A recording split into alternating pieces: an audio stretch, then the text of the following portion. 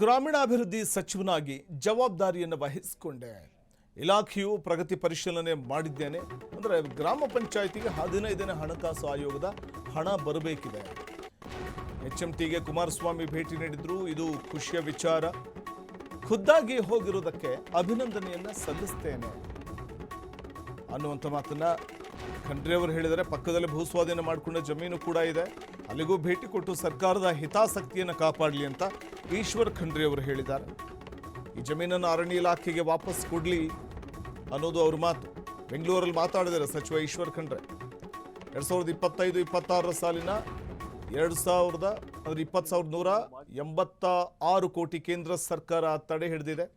ಕೇಂದ್ರ ಸಚಿವರ ಭೇಟಿ ಮಾಡಿ ಪತ್ರ ಕೊಟ್ಟು ಮನವಿ ಮಾಡಿದ್ದೇನೆ. 25-26 ಪ್ರಮಾಣ ಪತ್ರ, ಕ್ರಿಯಾ ಯೋಜನೆ ಪತ್ರ ಕೊಟ್ಟಿದ್ದೇನೆ. ಕೇಂದ್ರ ಕೇಳಿದ ಸ್ಪಷ್ಟನೆ ನೀಡಲಾಗಿದೆ. ಇಷ್ಟೆಲ್ಲ ಕೊಟ್ಟ ಮೇಲೂ ತಂತ್ರಾಂಶ ದೋಷ ಆಗಿ ಅವರ ತಂತ್ರಾಂಶ ಲೋಪದ ನೆಪ ಇಟ್ಕೊಂಡು ಹಣ ತಡೆ ಹಿಡಿದಿದ್ದಾರೆ. ಈಗ 15 ಹಣಕಾಸು ಯೋಜನೆ ಮುಗಿದಿದೆ ಅಂತಿದ್ದಾರೆ. ಇದು ರಾಜ್ಯಕ್ಕೆ ಮಾಡಿದ ಘೋರ ಅನ್ಯಾಯ ಅಂತ ಕೂಡ ಅಸಮಾಧಾನ ವ್ಯಕ್ತಪಡಿಸಿದ್ದಾರೆ.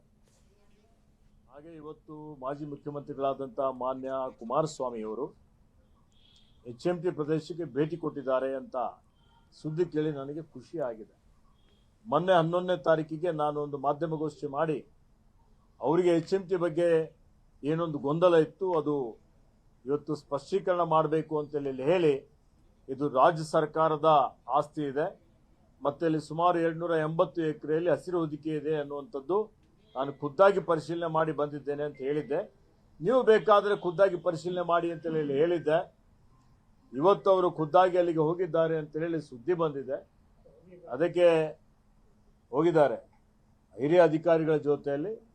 ಅದಕ್ಕೆ ಅವರಿಗೆ ಅಭಿನಂದನೆಗಳನ್ನು ಸಲ್ಲಿಸ್ತಾ ಇದ್ದೇನೆ.